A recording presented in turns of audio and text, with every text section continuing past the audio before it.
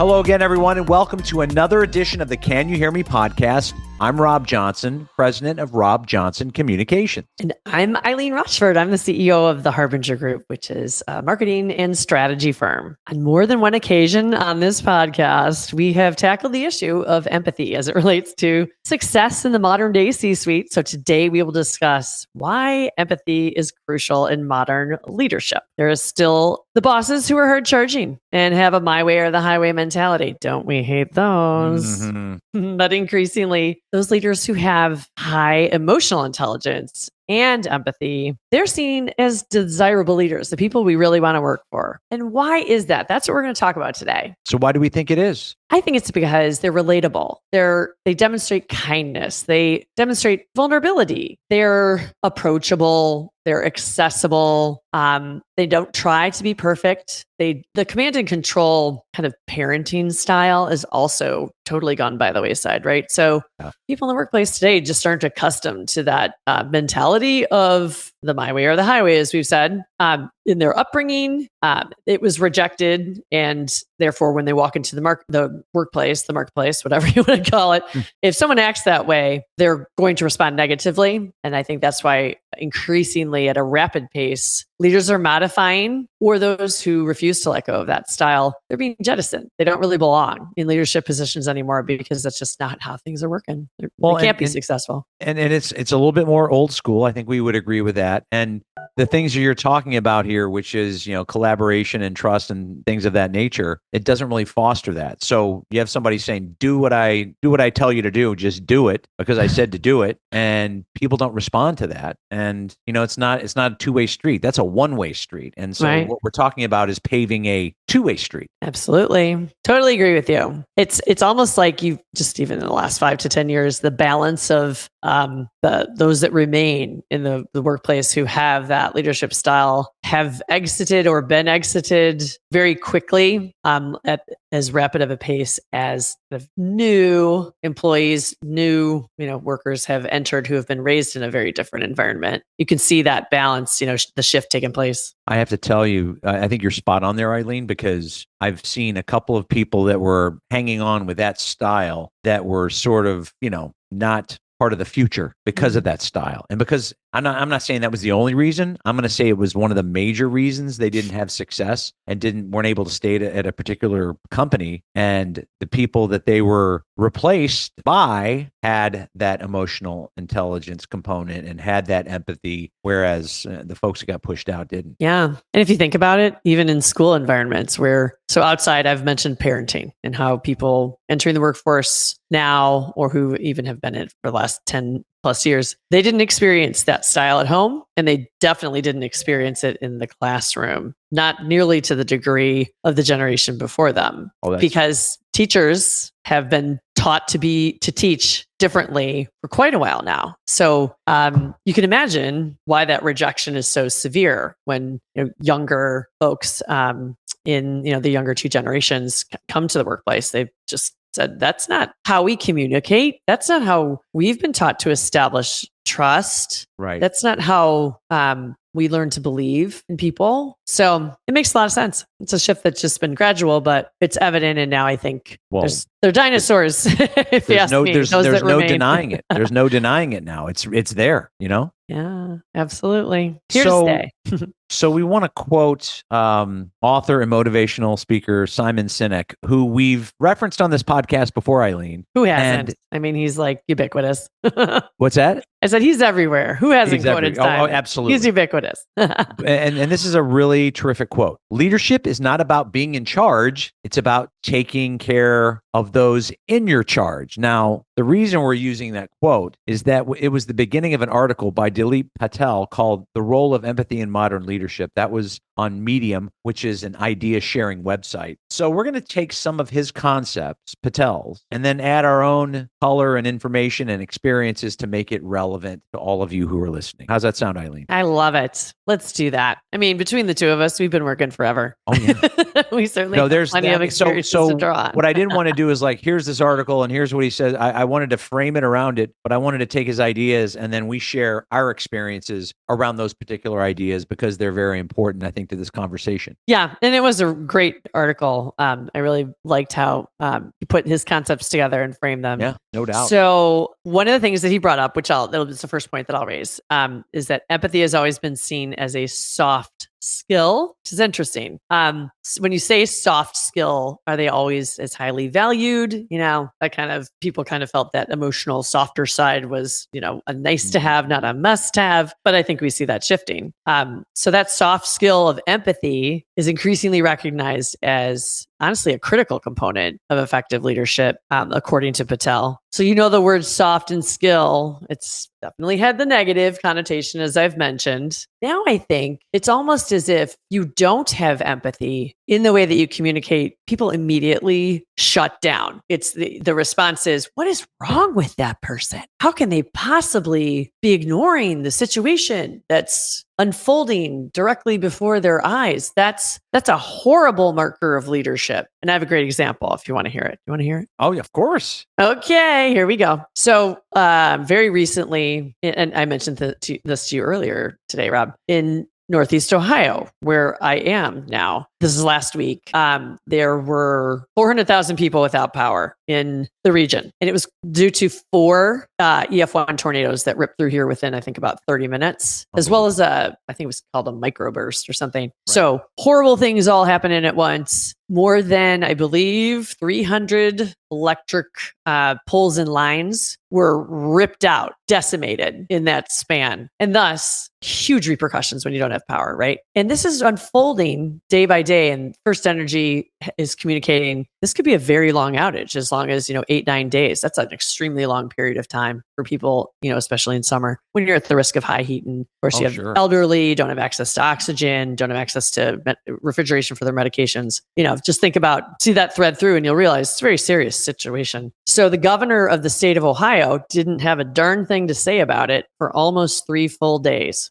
Not even an, oh boy, I feel for the 400,000 constituents of our state and what they're enduring. And, people can live without power. It's not pleasant. But honestly, there were some people who were in very serious, health risk situations, like I've mentioned. So to not hear a thing from a leader in that position, to express even the most basic human elements of empathy immediately makes you think less of that leader. Rightly so, in my opinion. Because that's a shared experience so many people went through, and it was so horrific. Yeah. And you want to know that your leaders, the people in charge, sort of feel your pain, as it were. Yeah. And then to say nothing, it's like, what are we, chopped liver? I mean, that's got to be. And again, when we talk about some of these issues, and there is an emotional intelligence component to it, as we've already mentioned a little bit, it's like, how could you not express that to people? How could you not express that empathy? I don't know what you went through. Didn't happen in my neighborhood, but as a decent person, don't you go, that's horrible. When you told me, I'm like, well, I can't relate to that right now, but you know what? That is horrible. I mean, we've all been through bad storms, but I don't think I've been through 4 tornadoes that ripped, the surrounding areas to shreds. I mean, that's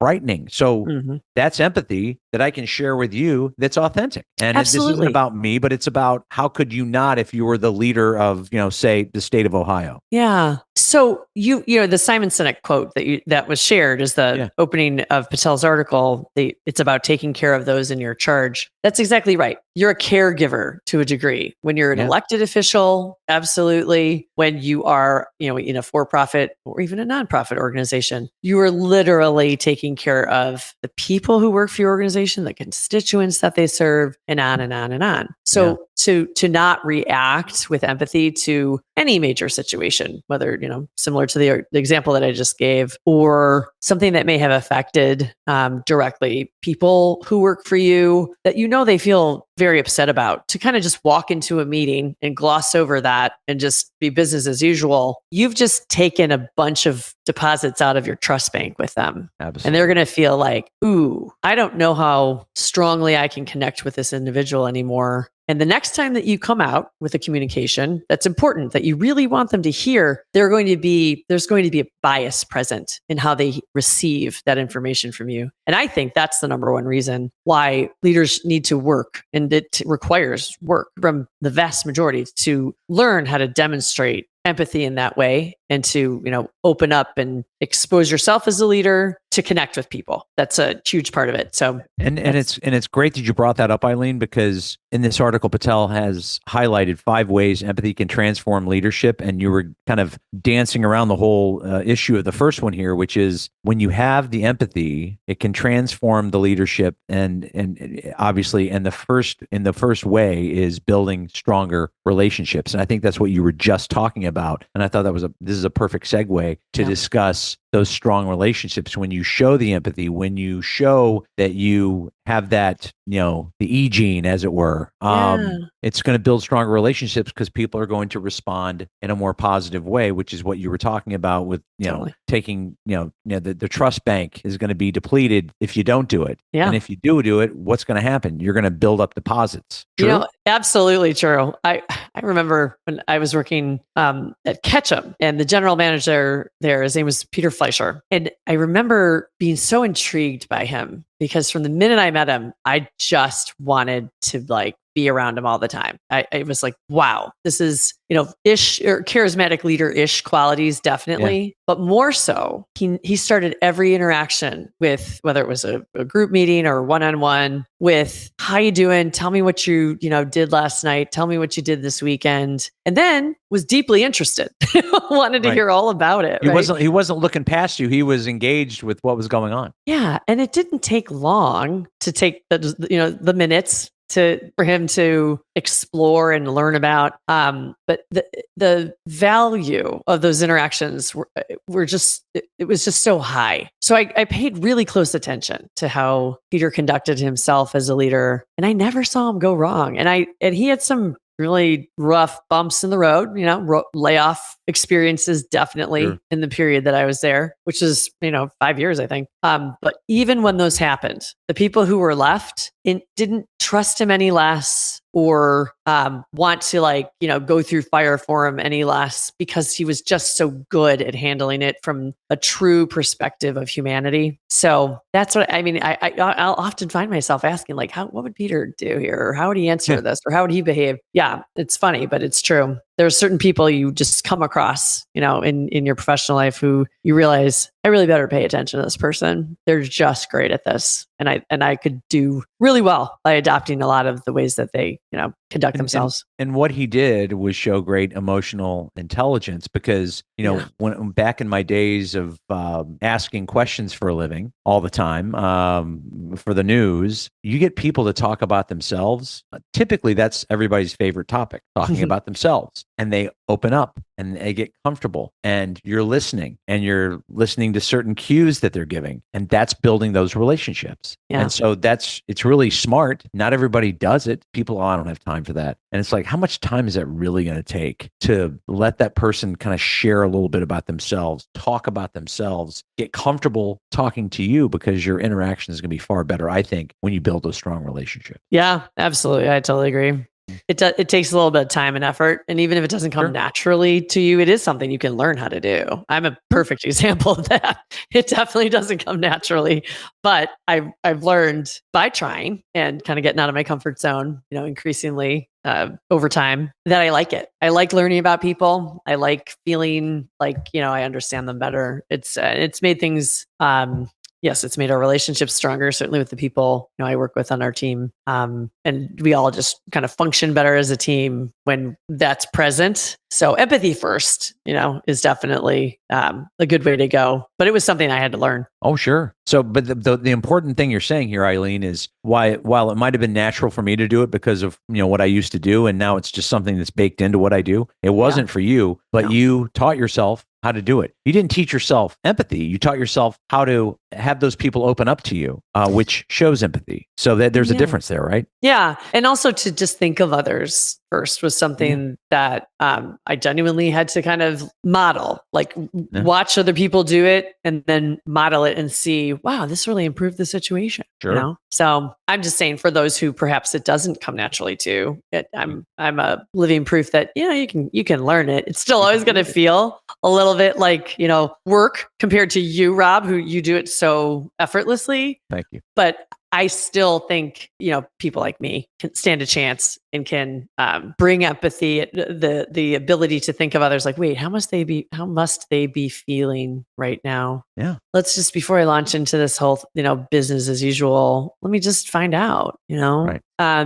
And then once, someone often gets it off their chest or is allowed to kind of bring that dimension of themselves. And I guess what I'm saying is they can move forward better and faster and more effectively than if we just ignored it, So anyway, that's one way of looking at it. So the next point that Patel brought up in his article is how empathy enhances communication. And I think, like I mentioned earlier, one way that I believe it's very helpful is when a leader is empathetic and approaches a situation with, gosh, that must be really hard for you, or tell me more about that because I really want to understand it.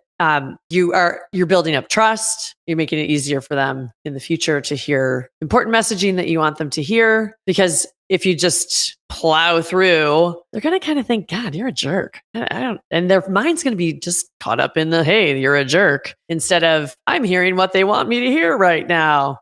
So it's that give and take in relationship development, because these pieces are building on each other. It's obvious in this article. Helps with relationships. And then it also helps, because you have a stronger relationship, it helps the recipient of the message that, you said, leader, are imparting. It helps them receive it and hear it, because you've got a strong foundation. We talk about this all the time, Eileen, about communicating and you can't over communicate, and people get into trouble in all sorts of ways when they don't communicate properly. So when you have built that relationship, building the stronger relationship, and that person feels like, oh, I can communicate with them. I can tell them things I might not have told them, or, oh, I know it's okay to communicate certain things to them. It's going to open those lines, and it's going to be more effective, and it's going to help you, I think, as a, as a firm, as an employee or an employer, to be able to kind of get to the bottom of things, because people would be more willing to share. And I don't think there's ever a time where I would say, oh, you shouldn't be communicating, unless your internal monologue goes external and you say things that you should be keeping in your head. Short of that, I don't think you can over communicate. And I think that's a really important point in this whole discussion. For sure. The more dialogue that you have, honestly, the more opportunities you have to be empathetic, to learn about people through the empathy that you're demonstrating, to build your trust and have the message that you're conveying be heard, bottom line. And no doubt. And so as we sat there and talked about building the stronger relationships, which enhances the communication, and you've already touched upon it a little bit, Eileen, the next thing is fostering a culture of trust and collaboration. So you're showing the empathy. People are feeling more comfortable. They feel like, oh gosh, I can trust this person, which is going to lead to more collaboration, because you're communicating in a more effective way. See how it's all tied in together, but one definitely leads to the other. And it's more than just, I trust that person and I want to collaborate with them. Once you've created a culture of that in your company, and everybody feels like, oh, it's okay, I trust that I'm going to be taken care of, or that people care about me at the very least, and it's going to allow me to collaborate more meaningfully. That's a win-win. Mm-hmm. I would just have one ad there, which is that expression of, bring your whole self to work, right? To be able to do that and know I have an empathetic workplace. I have leaders who respect and accept me for all the things that I am, whatever those things may be. You can walk into whether it's they're labeling a brainstorm or whatever kind of meeting where ideation is required. You can walk in there and feel confident. I can share my ideas and they will be accepted. They will be heard. Maybe they won't be the thing that ends up being the selected solution. That's okay. But you'll be heard. I can share, and there won't be deaf ears. There will be people nodding their heads and interested in what I have to say. And that's the place where real collaboration and ideation can occur. I agree 100%. Yeah. Yeah. It's a really interesting topic, how all these things are connected. Yeah.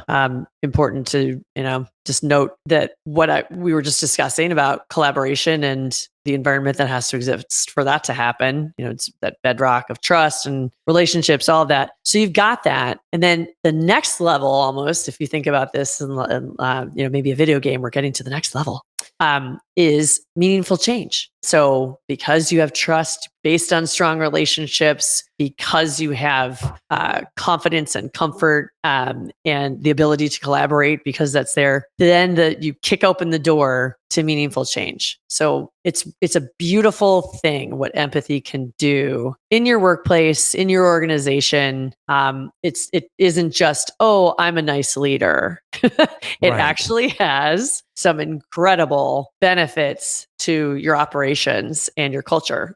Truly transformational. Yeah. And when we're talking about meaningful change, you're talking about projects or bigger picture things or more strategic long-term things as well, that you're trying to sell to the people that are on your team. And when you've done all these other things, and then you want to make some meaningful change internally, which will then help you benefit externally, presumably, that's the idea behind it. You would be able to execute that probably in a more effective way because you have set the table with these other forms of empathy, or other key components of empathy, I should say. Yeah. Or derivatives of derivatives. Empathy, there you go. Yeah, there's one way to look at it too. Yeah, great point, Rob. If you want to change the way things are being done in your company, and often that's a Herculean task, nobody likes change, right? Right. If you have all of these other elements that we've just discussed present because you've really worked on them, then introducing change and getting the necessary, behavior adaptations to occur. Buy-in. It's so much easier, true buy-in. Absolutely. That's the buy-in that you want to get. It's easier to sell it when you've done all these other little things that when you add them up, become big things. Right. So just think about that. Just asking the question of someone every time you see them and taking the minute to listen. The question, what'd you do this weekend? Or, how are you doing? How are you feeling right now? Everything good, or what's up? And listening to what their response is. It's amazing how that is your building block to all the levels we've just gone through, but most importantly, meaningful change. Because if you go and ask for meaningful change in a place where you have used perhaps some elements of that command control that we know is just bad, the likelihood that you're going to get the change you want to the degree that you're hoping for the benefit of your organization and your customers, that likelihood is very low. So think about that question. How can I hear you today? How can I learn about you today? Yeah. It's actually probably one of the most important things you're going to do all day. And one final point about this, using your trust bank analogy, if the trust bank is almost overdrawn, you have nothing to draw out of it. You're not going to be able to sell meaningful change. Conversely, if you have built it up and you've got deposit after deposit after deposit after deposit, when you come to take a little bit out, when it comes to meaningful change, you're going to be able to do it in a much more effective way. No doubt. And I wish I could give credit to whoever came up with the trust bank concept initially, but I have no idea. Well, for all intents and purposes on Can You Hear Me, it's yours. It's your no. You're building up the trust bank. I have a vague memory of when I first got married, reading a book about marriage and relationships and the concept of the trust bank being in that book. And I've never forgotten it because it's like the bedrock of any relationship, but especially a marriage, if you think about it. Sure. Yeah. But I also remember, interestingly, that I mentioned Peter Fleischer earlier. I think I remember him using some kind of reference to trust bank too. So funny that both those that he's came coming up. He's coming up a lot. He's coming up big today in today's episode. He is. Where would we be without him? So he'll never listen to this. So it's credit for just credit's sake here, people. We're all about that. It. There's nothing else there. There's nothing else there. So the final point Patel makes, and as we add up all these things, is the final not most important point, but the one we want to drive home here is promoting employee well-being. Yeah. And Eileen, I know this. We talked about this on multiple occasions. I know this is a huge priority for you as CEO of the Harbinger Group about Yeah. making sure that your employees are well taken care of. And I can certainly see, having worked with them a lot, that they really respond to that, knowing that like you care about them. That's what we're talking about. Why is that such a, I mean, this is something you do day in and day out. Why is it such a priority for you? Yeah. Well, it's honestly, if your people aren't healthy, and I don't mean your people like they're possessions, they're not. Right. Members of your team, those who make your business successful, any business successful, they're not healthy. And some of that you can control or contribute to, and some of it you just can't, right? That's true for all of us as individuals. Health is something that is genetic, but it's also just toss of the coin. You don't know what you're going to get. It happens to everybody potentially. So if they're healthy, then health and happiness just create both a better work environment for all, but also people just can be their best and think their best thoughts, write their best things, come up with their best, whatever, graphic design. I'm thinking all the things that we do here. There's so many, just really come up with some genius, strategic tilt to make a recurring client's plan, even better after multiple years. They can do those things, but they can't do those things if they feel bad. It's just not possible. You can limp your way across the finish line of anything, but if you want to do great or do your best, your definition of great, then you have to be healthy. So, and health isn't just about, your blood pressure or all the things that are, typical diagnostics in any doctor's appointment. So that mental well-being element is equal. So, and I think that empathy plays the biggest or has the biggest impact on mental well-being,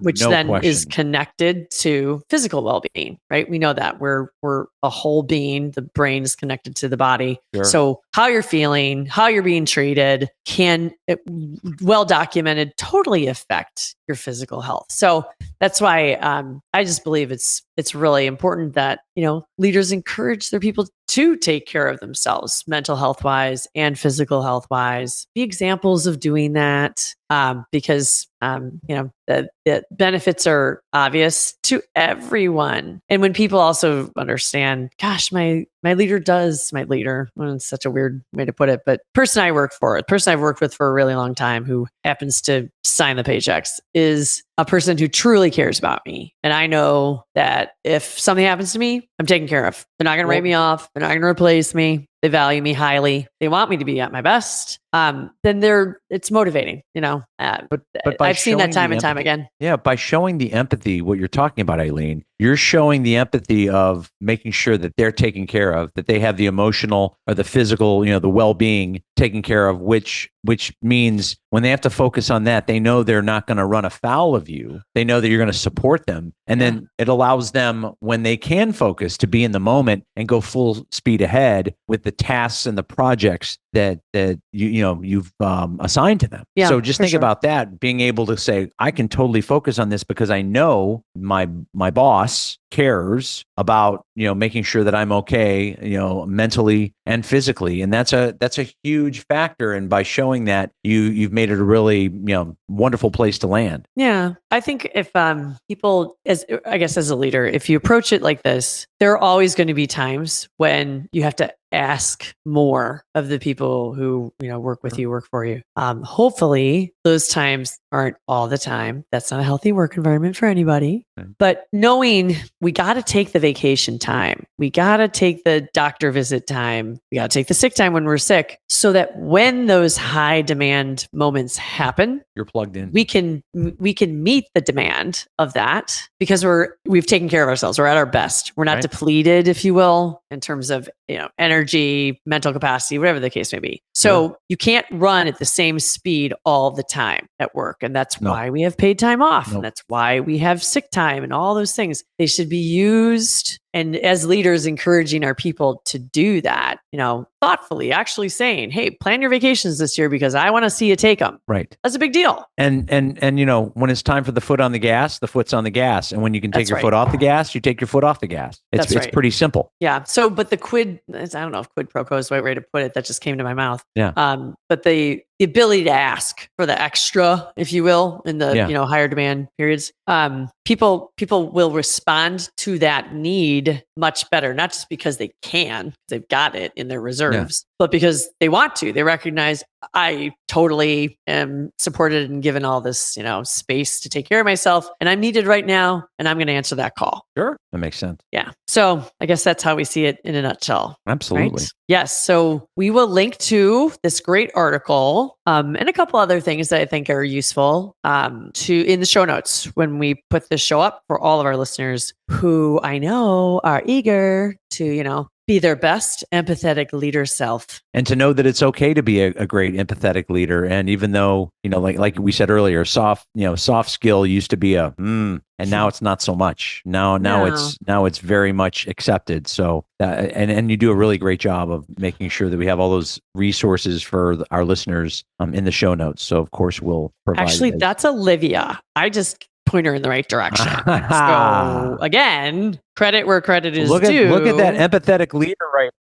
Credit to somebody else, which is fairness. Yeah. Improve trust and collaboration. Never take credit for someone else's work. Right? Well done, boss. Very proud of you. All right. That's going to do it for another edition of Can You Hear Me? I'm Rob Johnson. If you would like to comment on the podcast or suggest any topic, please contact us at our new Can You Hear Me podcast page on LinkedIn. Yes. Can't wait to hear from you guys. Mm-hmm. And I'm Eileen Rochford. If you like this show, please consider giving us a review. Any of the platforms where you can find your Can You Hear Me podcast, drop us a review. It totally helps us out. So Apple, Spotify, whatever, your reviews help other potential listeners find our show. And we'd love to have more listeners just like you. Thanks so much.